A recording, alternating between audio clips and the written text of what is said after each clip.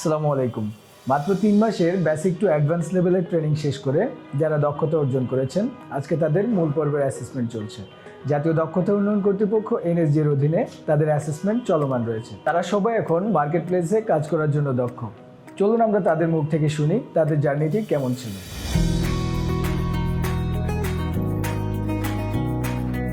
আসসালামু আলাইকুম, আমার নাম রহমতুল্লাহ। আমি আসছি লক্ষ্মীপুর এক রানিংস থেকে। আমার নাম আরিফুল ইসলাম, আমি এসেছি টাঙ্গাইল থেকে। আমার নাম মোহাম্মদ শামীম মাহমুদ, আমি পাবনা থেকে এখানে মোবাইল সার্ভিসিং শেখার জন্য আসছি। আমি এই কোর্স ভর্তি হয়েছি 3 মাসের জন্য, বেসিক টু অ্যাডভান্স। এখন মাশাআল্লাহ করে আমি আল্লাহ দিলে ভালোই পারি। আগে নাম জানতাম না বা মাপজোপ জানতাম না, এখন আমি মাপও জানি, নামও জানি এবং মাপজোপও করতে পারি সবকিছু সুন্দরভাবে।